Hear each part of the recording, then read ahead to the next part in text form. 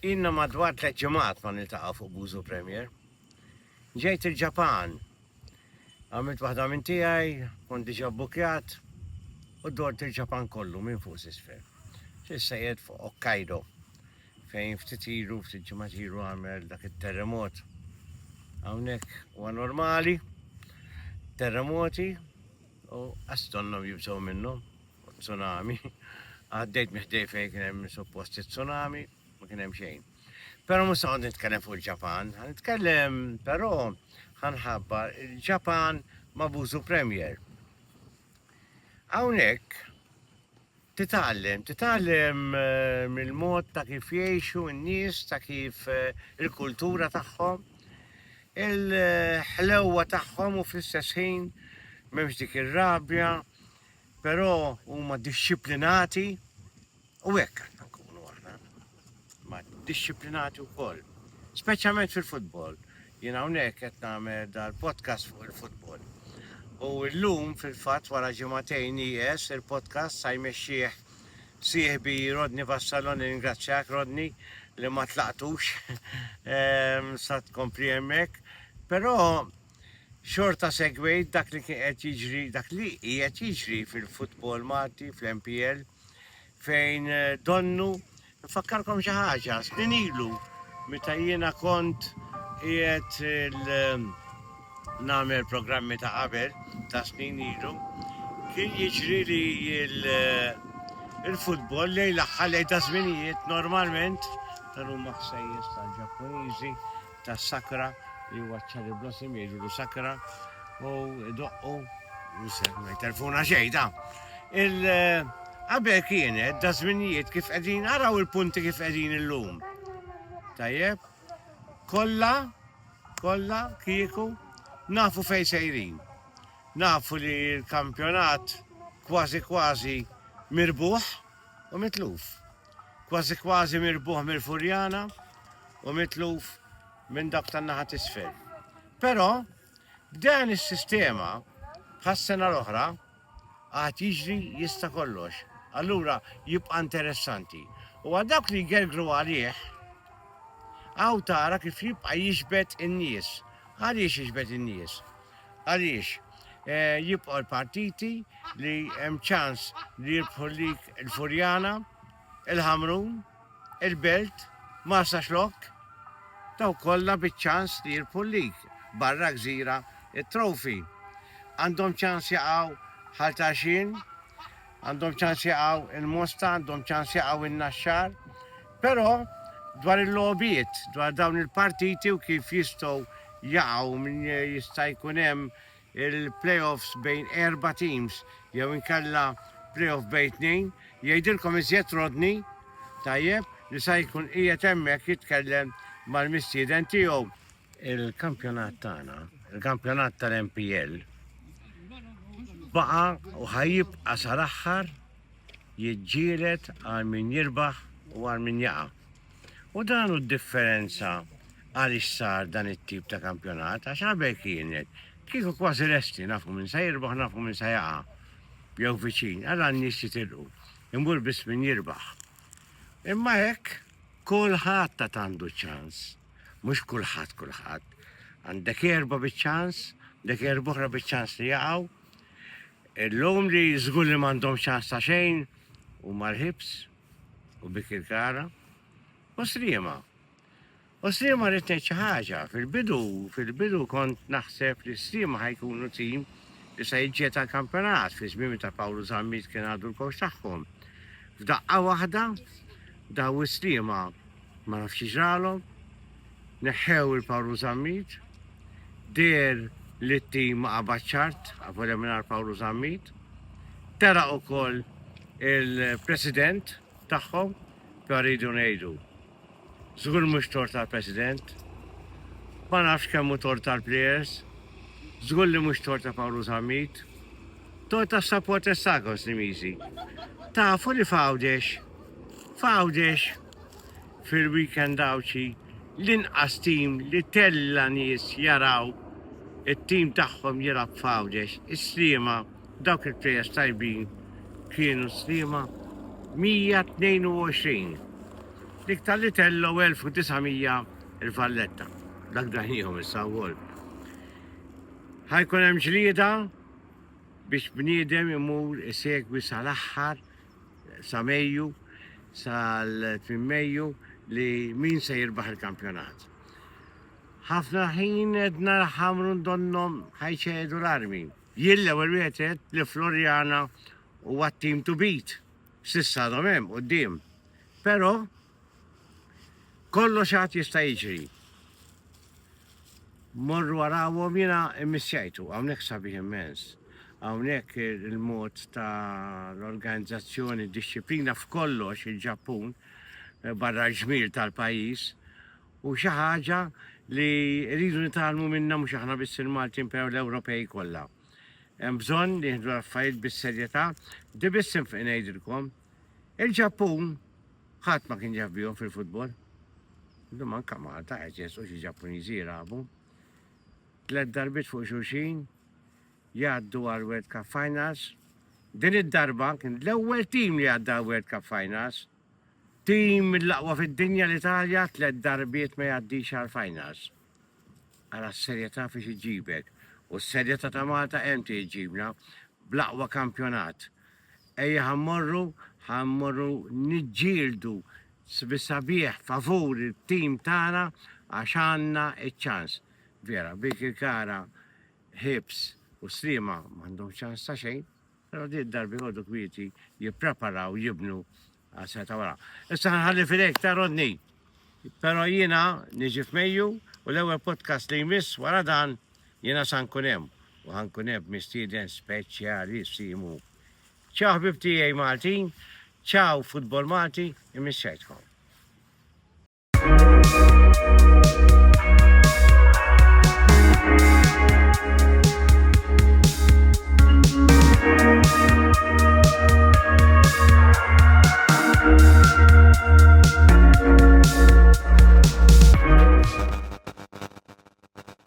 Merħba, l-podcast tal-Malta Premier, ambjent kompletament differenti l-lum, qed nirrekordjaw propju lejlet festa, qed jixxandar ukoll fuq il-paġni soċjali tal-Malta Premier, il-paġni ferm segwiti kemm fuq Facebook kif ukoll fuq Instagram.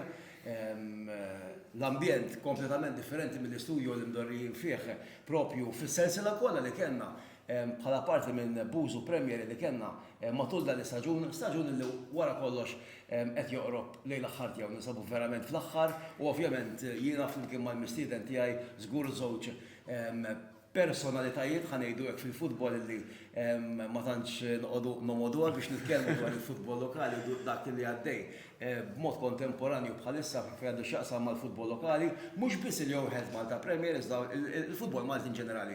Il-meme kulħadd jafu bħala l-meme Martin Attard huwa parti mit-tim tagħna wkoll tal-Match Operations bħala wieħed mill-public announcers ukoll mill-Match Operations li dan l-istaġun kien kollu taħt ir-remit tal-Malta Premier illi minn hawnhekk nirringrazzjaw ukoll il-ħaddiema dedikati f'dak il-qasam, f'dak is-segment ukoll li jagħmlu biċċa xogħol tajba, però Martin apparti mill-fatt li huwa vuċi familjari għal magħkom li tkunu fit-terraces aw fl-stands, fl-stadiums matul l-istaġun. Xita u xemx, kesħaw sħana dejjem hemmhekk nisimgħu partikolarment bil-istil uniku tiegħu iħabbar il-line-ups ta' qabel il-partiti, speċjalment ikollu wkoll assenjat partiti importanti wkoll u ovvjament il-partiti importanti dak li ħankunu qed nanticipaw. Looking forward għalihom mhux hekk. Ħankunu qed nanticipaw għaliex propju dan il-podcast qed tiġi rekordjat kif qedtilkom fl-aħħar sigħat, fl-aħħar jum ta' April, simultanjament waqt li għaddejn 3 logħbiet importanti. Nistgħu nkunu naturali u ngħidu 3 logħbiet importanti bħalissa pa mhux noqogħdu naġġornaw. Jekk tarawni naħares lejn il-mowbajl għax naħseb biex naraw. Taj xandar meta tkun ilkom mhux tafu kemm ġew Slima Tarxien, Mosta Kirkirkara u l-logħba l-oħra bejn Zabbar u Ħajberis li qed jintlabu waqt li qed nirrekordjaw, però ovvjament ħankunu qed nanticipaw. Is-Sibt x'ħajġri fl-aħħar logħbiet mit-top 6, is-Sibt jiġi fit-tmiem regular season, jibda Mejju u ovvjament ikollna in-knockout phase. Tibda l-ġieħ taras, anzi il-fixtures darba diġà lesti minn qabel. Id-dati huma magħrufa,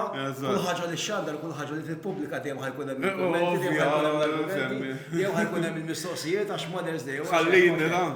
Kombinazzjoni. Għax jiena nagħmel parti minn nax-xahar. Kombinazzjoni. F'daw is-snin kollha jien ma nafx hekk x'antiċipa kemm għandek żmien, jiena 47 u gburi bihom. Nifhem, jiena 43. Għall-ewwel darba f'47 sena, ġiet Mother's Day fejju. Ma sawx nagħbu futbol. Le, u kien hemm minn Gerger ukoll li ħadd nitlob flow levels. Jiena niftakar flow level tal-Malti kien hemm l-ikbar logħba ta' qatt saret bil-Karabelt id-decided.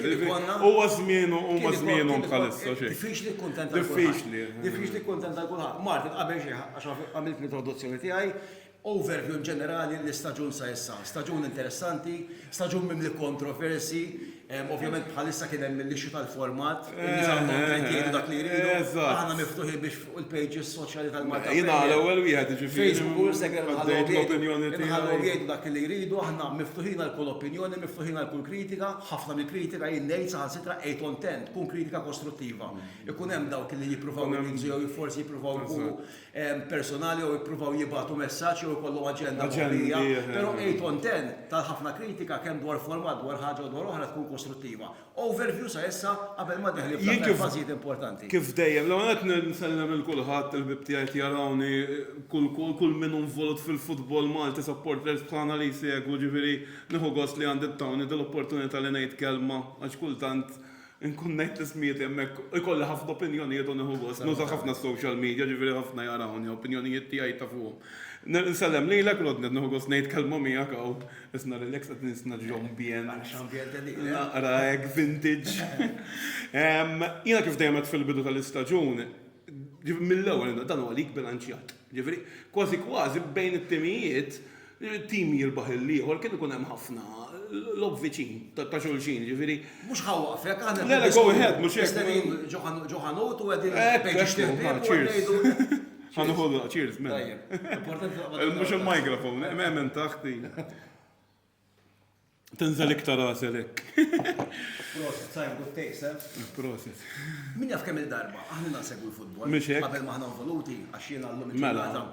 Simon għandu il-design u għandu il-marketing, il-social media u koll, fl-imkien miħaj jien għandi rol ta' administrator. Kellek ħafna roles rol ukoll fil-verità.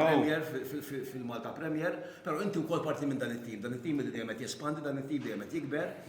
Però qabel kellna r-ruoli tagħna, sewwa, f'dak li qed ngħixu, f'dak li qed nippruvaw nibnu jew nespandu llum il-ġurnata bil-branding differenti, b'xi ħaġa ġdida. Innovation, Rodney. Innovation min jaf kemm il-darba jiena u inti literalment ħanuża kelma d-dejjani, fissati minn dejjem konna fuq il-futbol Malti. Min jaf kemm il-darba niftakru. Tlet lobiet qed ngħidu programm, match day, match week, tlet match weeks qabel jintem kollox, tkun taf minn rebaħ il-kampjonat. Tkun taf il-ġixtimiet relegati. Illum il-ġurnata qed ngħixu l-aħħar ġurnata u għadu xejn mu deċiż. Literalment xejn mu deċiż. Eżatt, proset. Jien fil-verità naħseb dak huwa l-isbaħ ħaġa ta' dan il-format. Ġifieri għandu ħafna jew affarijiet żgħar xi jitranġa, però dan huwa sabiex loopholes ħassib. Loopholes ħassib. Hemm waħda partikolari però forsi nidħlu fi iktar il-qudiem, però in ġenerali dik li qed tgħid intu huwa minnu. Tipo, jien kontra qalbi ngħid għandna xar qegħdin f'dis-sitwazzjoni, parti minn hekk jiena by the way biex nagħmilha ċara. Mux ħalqon niddeja, jena l-sena tħaltu kol fil-komitat tan naxxar. Għax introduċejtek bħala public bħala biljun ħagħuħra, pero maċ li jinti sapporti. U d-sena kol naqra l-ħin liberu fidi, kellimni jow ma għalli t-tħoltejn għatlu jena taf li dejjem nejn. U fil-bidu għat jek nistressjaru għatlu nieqaf. Pero d-sena ħad ħafna gost. U tħaltu kol, għall-ewel darbora ħafna snin, għat jistu niddra xikun hemm fi klab. Emma fajt li oġbuni, fajt li oġbunix, pero għaxa ħagġa interessanti u kol fil-verita. Konnet ngħidu li inti supporter ta' Naxxar Lions ukoll fost affarijiet oħra, però li kont qed insaqsik anke dwar il-format li konna tiddiskutu. Format li mhux neċessarjament hemm barra intlaqa daqshekk tajjeb, però format li fl-aħħar mill-aħħar in-nies għandhom dritt jikkritikaw. In-nies ta' triq u qed ngħidulhom b'rispett għandhom dritt jikkritikaw. Huma parti mill-logħba tal-futbol, parti kruċjali, stakeholder importanti fil-logħba tal-futbol, is-supporter. Però sa frattant bil-kritika u l-barax illi kien hemm fl-aħħar jiem anke wara dak li ġara nhar is-sibt li għadda, nhar il-ħadd li għadda, kull min ma jafx ġara, nistgħu ngħidu x'ġara, kien hemm is-suppożizzjoni jew il-possibilità jew il-biża' jew is-suspett ħanipprova nuża l-kliem kollu biex nazzekka l-kelma tajba illi Florian Ħamrun kien hemm min jaqbillu jitlef. Valletta Marsa Xlok kien hemm min jaqbillu jitlef. Ovvjament, Is-supporters ikkritikaw, is-supporters qalu tagħhom, però safrattant, il-Presidenti tal-Premier, il-President tal-Malta Premier, baqgħu siekta. Il-President tal-Malta Premier ma qallu xejn fuq dan kollu, sewwa, jew ma qallu xejn fil-pubbliku dwar dan kollu. Meta jkun hemm xi deċiżjoni ħażina tar-referees, ma isabtu saqajhom.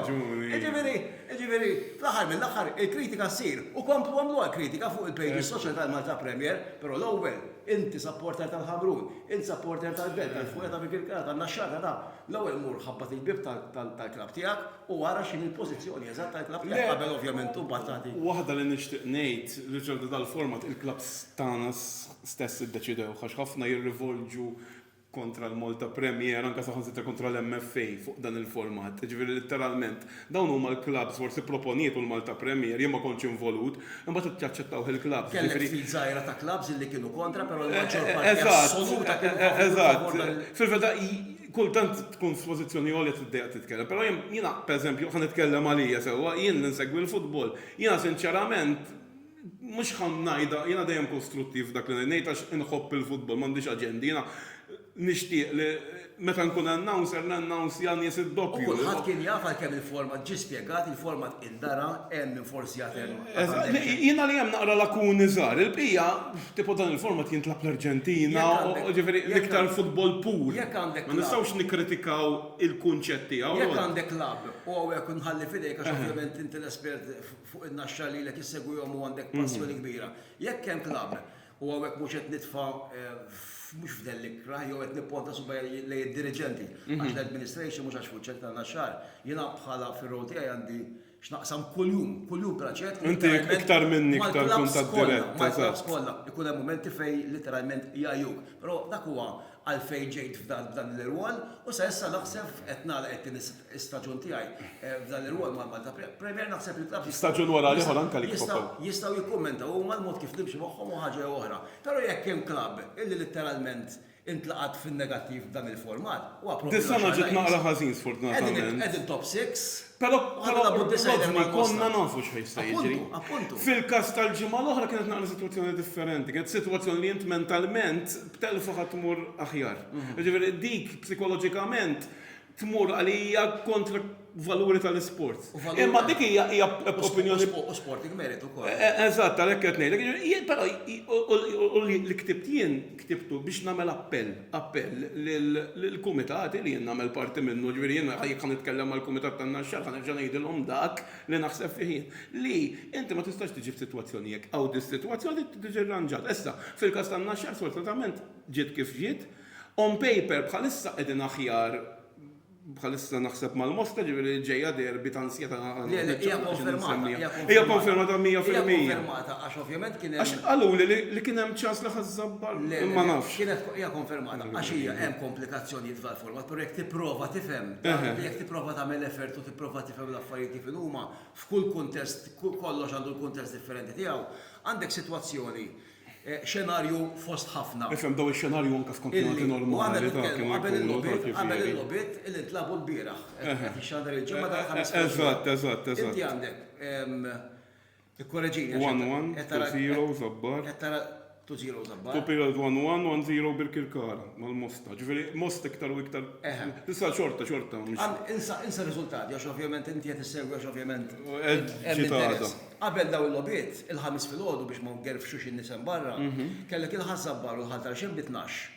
U din hija waħda mix-xenarji, waħda Però dawn huma xenarji li jistgħu jiġru flik normali. Iva, inti għandek ara, ħanejdlek għandek u setgħu jiġu punt indaqs kieku fawdex il-Mosta rebħu l-Islima, però fl-aħħar kellna dik il-comeback tal-partita ta' Slima. Dal-għodu kellek, jew l-ħamis fil-ħodu kellek, il-Mosta bdisa l-aħħar post. Tarxin 12, Sabbar 12. Kellek possibilità minnhom fost ħafna permutations illi ħaltarxin issa gejn għadet nagħmlu l-programm. Waqt li għadha żgħar. Jiġifieri jekk qed ngħidilkom ħaltarxin tilfulkom irebħu. Kif huma bħalissa? Kif kienu qed jirqu tnejn li huma bħalissa. Kif kienu dal-għodu? Eżatt, fimtek. Hemmdek possibilità waħda mill-permutations li ħaltarxin jitilfu, ħażabbar jitilfu u l-Mosta jerbħu. Jiġu 12, 12 u 12 qed tiftehmu. Int qatt ma jista' jkollok triangolari Le, dik dejjem. Għax ovvjament is-sena kienet teżisti u Dis-sena ġiet applikata, niftakar darba minn ukoll Naxxar ħibs Rabat. Kienu għalabu triangolari, fitxu fuqa. U kienu għaw il-rabat. Il-rabat. Niftakar. Imma kienet vera odd. Għax daw jilabu loba wara l-oħra, dik skur kienet unfair. Naħseb minn hemm minn qatat u ma radux saru triangolari. Dak skur unfair. Nafu li dis-sena b'daħlu ġew introdotti d-deciders. Għax sa season li għadda kellna direct encounters li għoddu. Però dik jidilli li regola ġenerali tal-MFA, rodni, minix ċer. Issa ma kienx deciders, dis-sena daħlu deciders. Għandek il-possibilità għada ħamrun u marsa xlok. Jekk jibqgħu punt indaqs għandek id-decider ta' bejniethom. U l-istess zabba. Issa f'dal-puntess ma kienx decider, kien ikollok Jollok konfront dirett. Diretti ta' bejniethom. Issa, peress li ma jistax ikollok triangolari, fix-xenarju li kieku mosta jispiċċaw il-kampjonat bit-12, tal-xin bit-12 u zappar bit-12, sewwa jaqa' l-ar minnhom fil-konfront Fil-diretti, allura waqgħu il-mosta. Mosta huma diġà ċerti qabel la muslim mal-ħames filgħaxija, illi kienu diġà waqgħu għadhom ma waqgħux, ħadd għadu ma ġie relegat. Però ġiet ikkonfermata diġà id-decider jew ir-relegation mhijiex għax bej decider u relegation hemm differenza. Ir-relegation playoff 2 naxxar mosta hija konfermata. Relegation playoff 1 għandek il-possibilità li fi 3 ijiem għadhom kif labu 10 ijiem ilu fawli. Logħba spettakolari. Tarxin sabbart li ta' bitli. U jekk imbagħad jirħu ħal tarxin, id-decider terġa' tintlab decider oħra sarġin sabbar. Ifhem dak huwa fil-verità dawn affarijiet sbieħ tal-format. Tipo l-unika ħaġa li jiena nikkritika fl-opinjoni tiegħi li inti l-format iġibek kif ġara jmin, mux ħalqot nerġa' naġġi. Mux nerġa' mmur lura ġara fil-weekend li għadda fil-lobit ta' top 6, però bħal f'kollox fil-ħajja. Inti llum għandek l-età tiegħek, tagħmel 10 affarijiet, tagħmel 9 tajbin, tagħmel waħda ħażina u n-nies ħajċabsu dik il-lum bħalissa nkaddejja l-elezzjoni fuq il-negattività ġieli titkellem. Dwar dal-format, però dik il-ħaġa u dwar dak Id-dawwar mentali, id-dawwar għax in-nies dik il-ħaġa negattiva semmi. Ma jiena għien n-nies għal-jom importanti, jena supporter at the end of the day nitkanda ħafna ħbib WhatsApp groups bladdoċ, ġiviri nitkellmu ħafna fuq il-futbol. I mean, ċini perspettiva ġenerali, ovvjament dak li. ħanejdlek, hemm tipi differenti ta' nies u kulħadd jitkellem skont kif jaqbillu.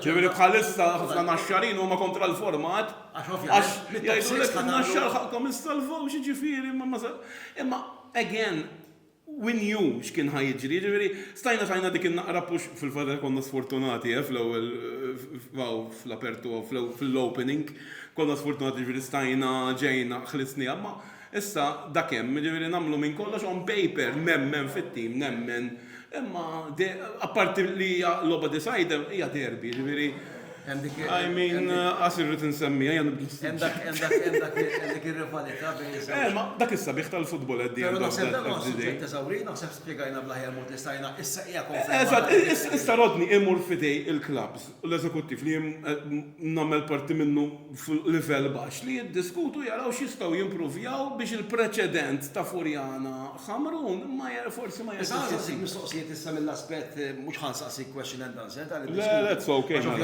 suġġett eżawrit, qabel nibdew isna bdejna minn isfel tal-għajn il-fuq f'dal-programm.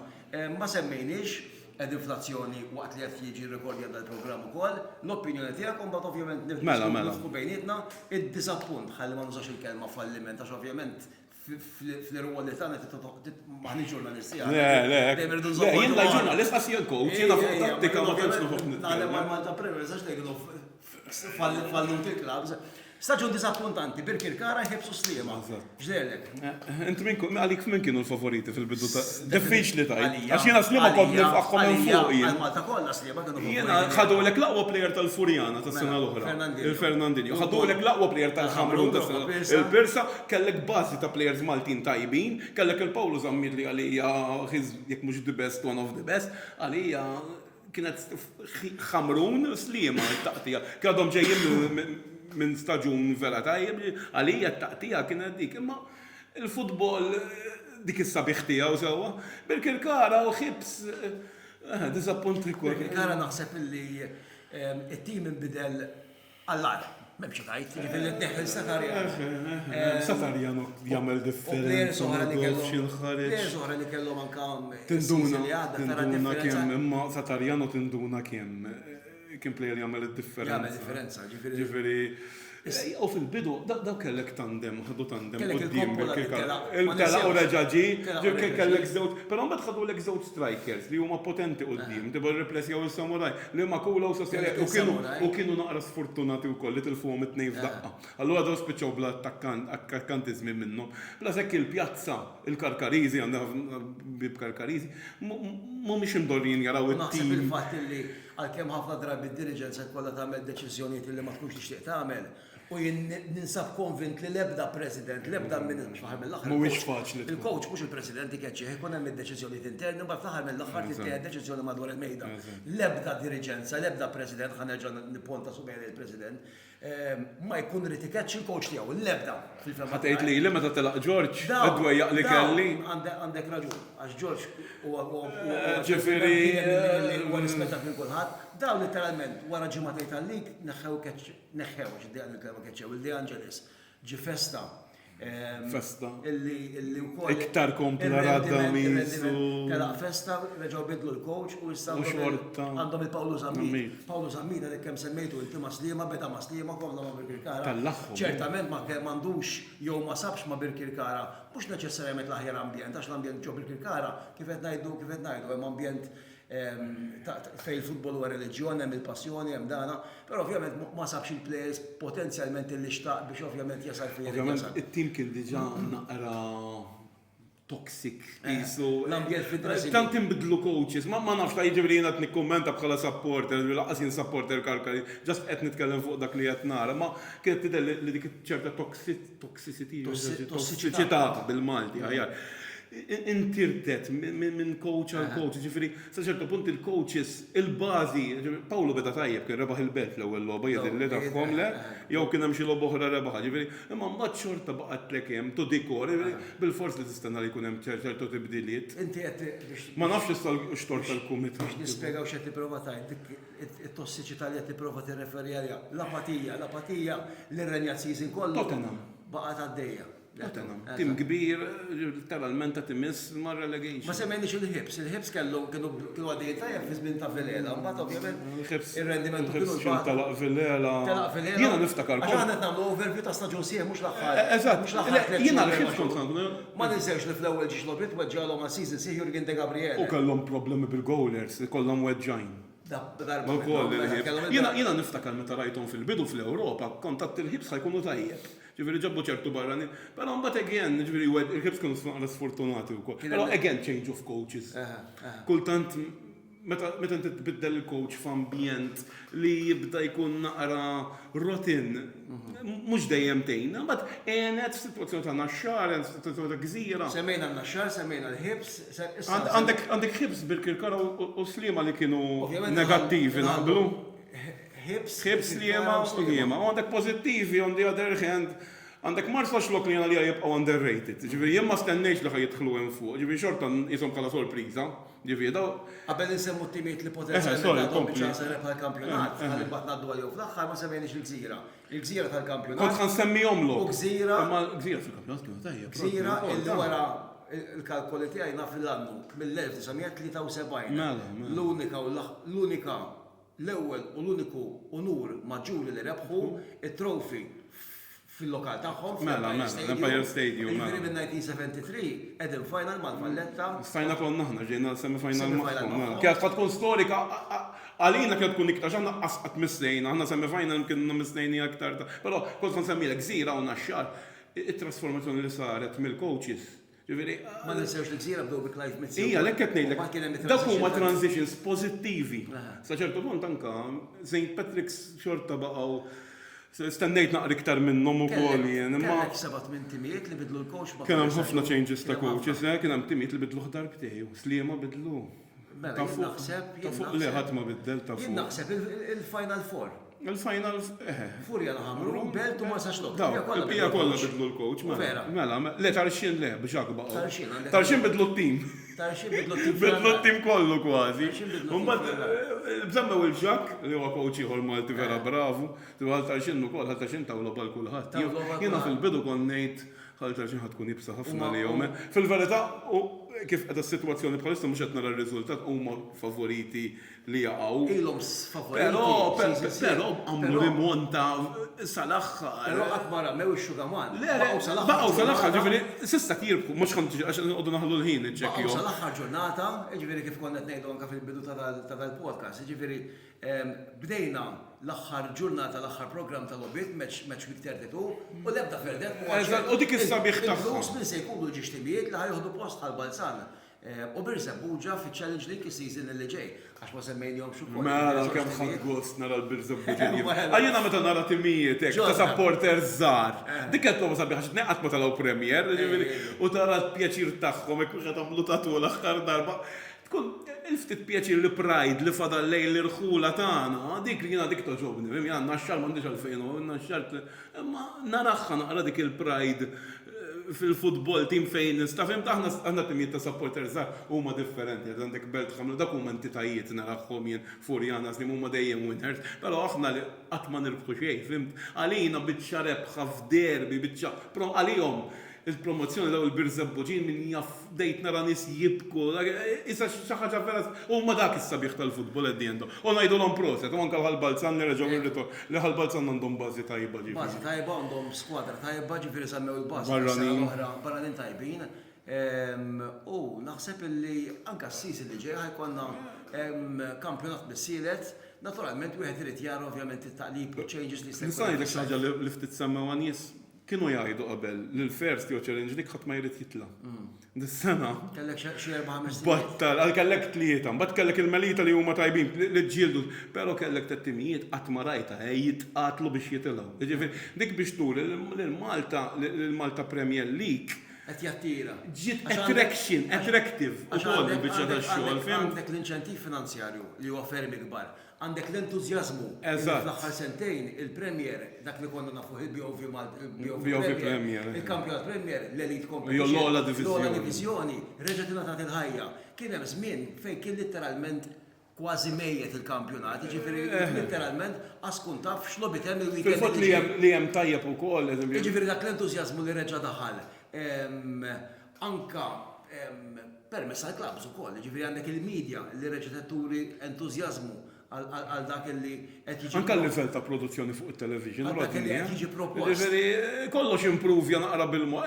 Ovvjament hemm iktar ixtirrenġa. Jiena jien nissuġġerix. Ma tista' tkun perfett, ġifieri Le, 100%. U ċertament li anke s-sena d-dieħla ħajkun hemm titjib fuq din is-sena, mhux biss fejn għandu x'aqsam ma' format għax smajna ħafna dwar format u dal-affarijiet, iżda dwar affarijiet oħra fejn naturalment kull sena da għadu proġett illi għadu fit-tieni sena tiegħu. Jien hekk nibqa' ngħid. Jiġifieri da. Mhijiex xi ħaġa għal ta' dejjem affarijiet jistgħu jinbidlu. Anke bħal tifel ta' sentejn, mhux tifel ta' 20 sena, mhux qed ngħidlek il-Malta Premier jew min hemm imexxi bħalissa ħajmilek 20 sena, però dan għadu fit-twelid tiegħu, għadu fil-bidu tiegħu, għadu fil-fjur tiegħu. Diġà kien hemm ħafna changes, għandek ovvjament ma semmejniex affarijiet ħana semmejna ħana wis direttament fuq. Jien naftakar xi ħaġa ma semmejniex, ma nafux l-istess ħaġa. Football video support, għandek il-Gozo Weekend.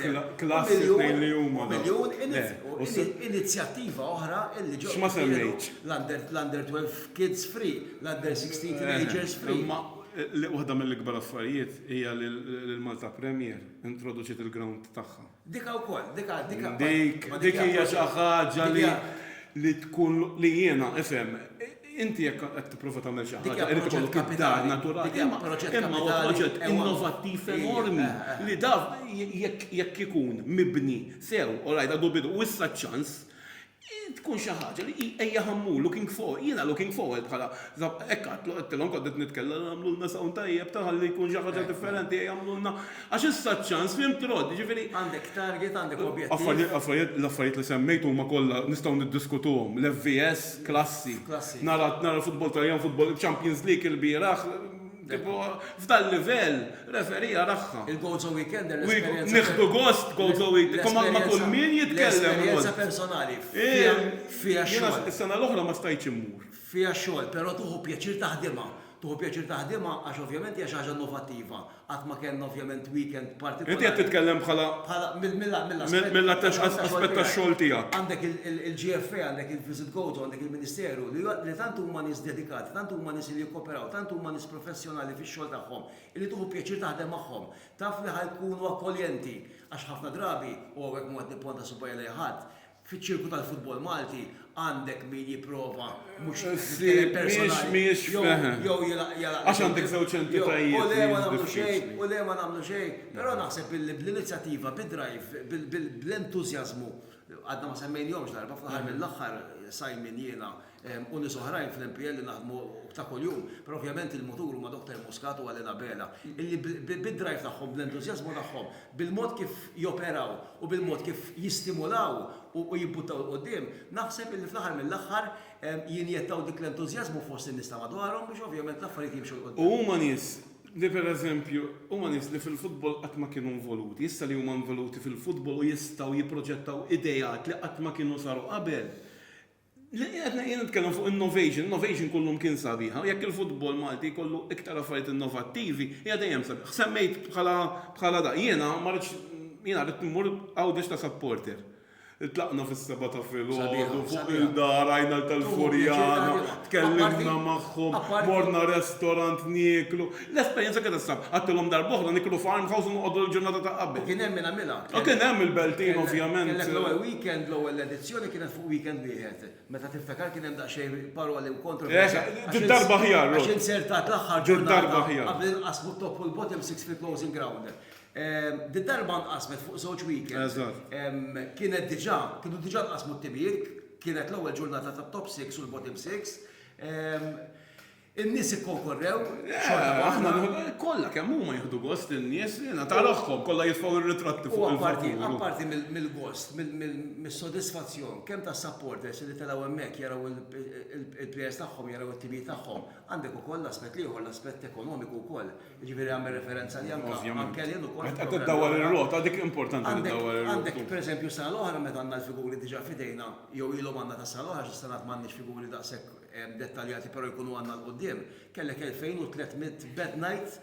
Istra? Għabbinat ma' Gozo Interessanti di. Kellek l-objettiv ta' din is-sena wkoll li il-Gozo Weekender jiġġeneralek sewwa għall-ekonomija uċija biss mit-turizmu domestiku, mill-Maltin, mis-supporters tal-klabs tal-Premier li jitilgħu il-fuq minn €900,000. Ġifieri dawn huma u kellek ukoll il-perjodu, il-timing tagħha li kellu skop ukoll. Il-timing jekk tiftakar sew l-ewwel weekend, l-ewwel weekend. Wara l-karnival kien? Issa l-ewwel weekend wara l-Easter. Wara l-Easter. Għax inti jkollhom bum ta' Maltin li jmorru għawdex fil-weekend tal-Easter. Umbagħad il-weekend ta' wara il-possibilità li jkollok drop sostanzjali. Allura hemm bilanċ bil-Gozo Weekender kellek il-possibilità li wara l-weekend tal-Easter in-nies u n-numri jibqgħu elevati. Li forsi jista' jitranġa naqra ħankun Kif għad minna naturali aħna, kif għad minna? Għax-xuttajt ngħid. Vera. X'bedni? Le, kont ħane. Naf li inti wkoll, issa mhux qegħdin hawnhekk għax kellimna wkoll naħseb eżawrejna kollox wara ta' Premier fadlilna xar minuti oħra. It-tim nazzjonali għax inti naf li segwi. Disappunta dwar ta' Luxemburg. Għadu hemm, però l-istess in-nies jaġlu ħafna, ġifieri jaqbdu jikkritikaw il-coach left, right and center. Jiena fan tal-coach tat-tim nazzjonali, rajt it-test biċċa mit-teżi tiegħu. U coach bravo, ma rridx nixtieqna. Però again, jekk ma tħux grazzja, se jiena kont kif taf inti kont naħdem qabel ġifieri għamil 7 snin.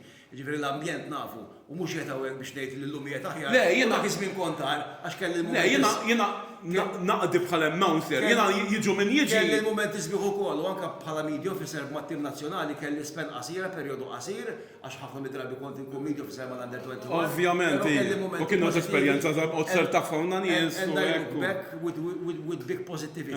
Però li sanajt fuq dal-coach li ftit li xejn naf, għax ovvjament l-lum ġurnata fukat fuq ix-xogħol tiegħi bħala kampjonat.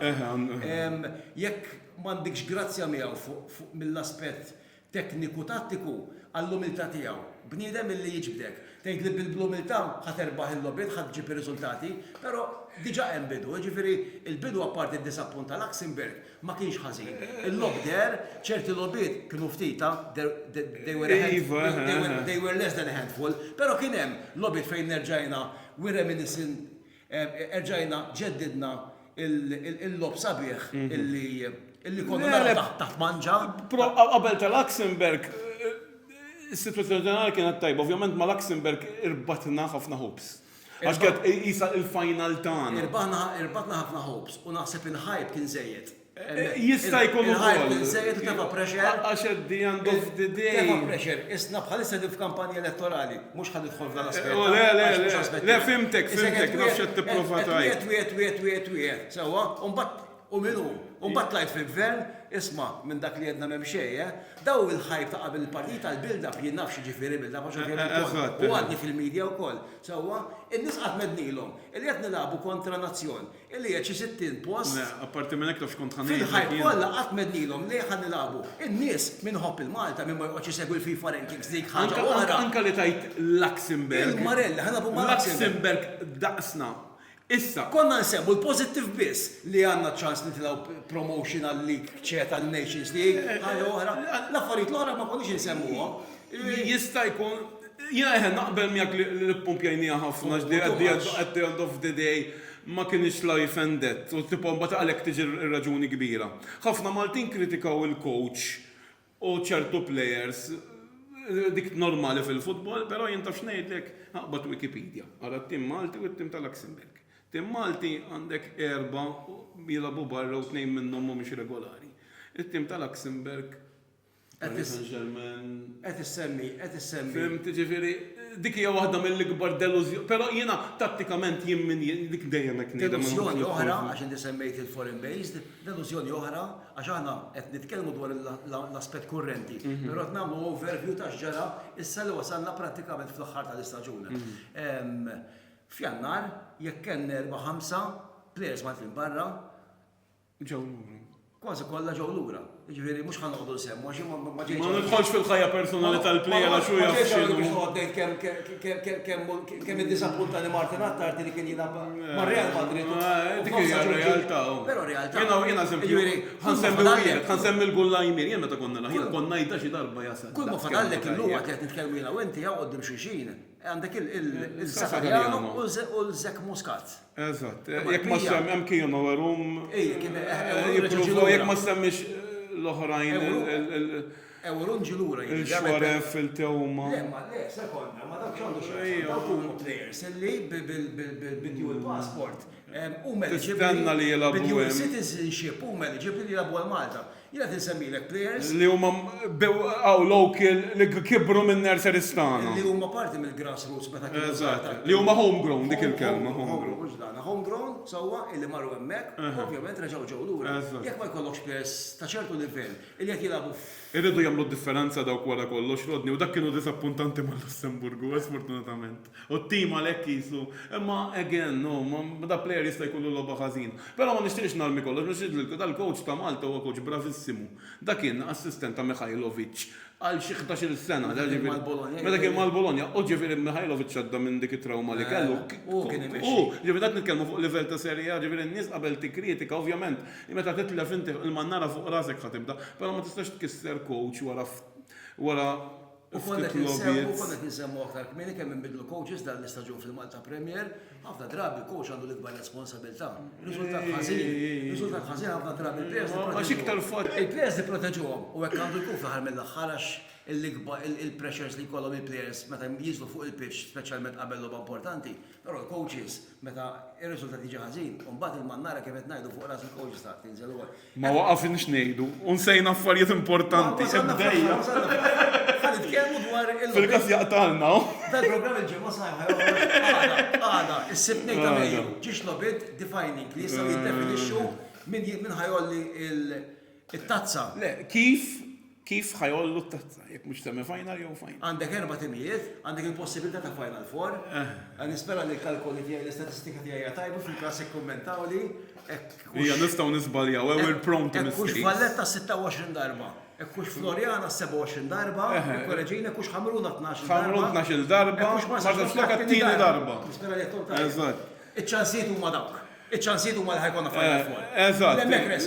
Issa il-possibilità ta' finalissima, ovvjament hija diġà magħrufa Ħamru Floriana għax Ħamru Rebħu Opening Ground, Rebħu Closing Ground. edemmek ukoll, imma ovvjament kollox jiddependi minn għada, Valletta Ħamrun u Marsa Xlok kont. Ma naqbilx miegħek li qiegħda viċin ħafna li jiġu bis-semi-finals. Jekk ikollok is-saqsini, ngħidlek U jien jekk nersqu lej Final Four. jiena ngħidlek li hemm ċans tidħol Final Four, però hemm iktar ċans li jkollna finalissima fl-opinjoni tiegħi. Għax biex ikollna finalissima irridu jirbħu tnejn li huma Marsa Xlok u il-punt indaqs.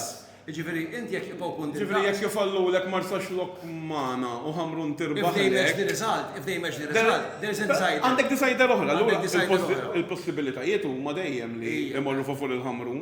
Għax għandhom il-vantaġġ f'dil match Ma dejjem. xi ħaġa oħra minn ħriġna d-dati tal-knockout phase ta' Mejju, hemm min qed jikkummentalek, hemm min qed jikkummenta ma' n-nies għandhom kull dritt. Hemm min qed jikkummentalek li l-Ħamrun issa kif ġiet, għax issa ksirna, għax dawk jaqbillhom hekk, il-Ħamrun jaqbillhom Final Four. Għax il-Furjani jekk jiġu finalissima ħajkollhom xi ġimgħa u nofs mistrieħ. U l-Ħamrun ħajkollhom perjodu qasir biex jippreparaw għall-finalissima. Għax by the way, jekk ikollna finalissima biss, il-finalissima l-aħħar logħba u s-separju mhux l-aħħar logħba x'un fil-Mother's Day għandek il-relegation playoffs. Fin-9th Hemm il-possible decider? Le, hemm il-finalissima. Il-ġurnata qabel. Jekk tkun Furjana Jana Ħamrun. Ħamrun. Jekk le għandek is-semi-finals. Jekk ikollna Final Four, il-finalissima tintlab ġimgħa Ġemma wara. 16 ta' Mejju. U trofi naħseb tiġi wara jien. Is-sibt il-trofi l-aħħar li kienet skedata ma jidhirlix li nbidlet id-data tagħha s-sibt 24 ta' Mejju bejn il-Belt u Gżira. Eżatt. Ovvjament il-possibilità hija dik u ġifieri jew dik ċerta by the way, Furjana Belt Ħamrun Marsa Xlok is-semi-finals jekk jiġu Final Four. Jekk jiġu Final Four Hekk ju.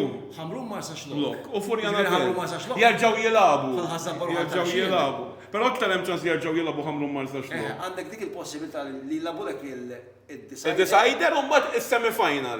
Eżattament, imma d-decider irridu jerbħu Marsa Xlok. Irridu jibqgħu għalhekk għatlek iċ-ċans huwa iktar. Ġifieri dik il-possibilità li d-decider jibqgħu punt indas. Għax fl-aħħar mill-aħħar nhar is-sibt għadi se jiġri kollox. Imma nġibu xenarju fost ħafna xenarji li jista' jkollna. Nassa biħtieġ Jerbħu Marsa Xlok, jew ħalli ma nitfgħux in-naxxar u l-Valletta bħala tellifin. Eżatt. Għax punt indaqs bħalissa. Punt indaqs. Il-ġixlobet jiġu dro. It-tnejn li huma għandhom iktar motivazzjoni li jibqgħu. Jistgħu jiġu dro ġixlobet jew. Eżatt, jistgħu jkollu. Jien għandna x-xahar mhux l-ewwel darba jidher li waqgħitulhom il-punt u tellifhom. Il-Marsa Xlok tellifnilhom żewġ punti importanti aħna mela. Reċentement mela. U jibqgħu punt indaqs. Allura jkollok decider. Jekk jerbħu l-Ħamrun imorru għall-finalissima mal-Furjana, jekk jerbħu Marsa Xlok, jerġgħu jilagħbu Ħamrun Marsa Xlok fuq waħda mis-semifinali tal-Final Four. Allura tkun bejn il-Belt u l-Furjana. Eżawrini s-suġġett Sura Bela. Grazzi tal-li kontu magħna, grazzi Martin. Pjaċir tiegħek illi. Anka jien Rod, 40 minuti jew kemm inna. Kellna nagħmlu 40 oħra jekk Taru irridu. għarriħ, nisperaw li tibqaw segwu, komplu kritikaw, komplu kunu kostruttivi, intom parti importanti mill-logħba tal-futbol, intom ukoll parti mill-Jowel Malta Premier, il-supporters aħna, intom il-kredit li fl-aħħar mill-aħħar jixirqilhom bħala stakeholders ewlenin fil-futbol Malti. Komplu segwu il-paġni soċjali tal-Malta Premier fuq Facebook u Instagram. Minati Roddi Vassarlo, Martin Attarti nsegwu il-koll. Il-komplement tal-fishing here reġa fil-axija, il-komplement tal-lejn tajjeb. Ciao.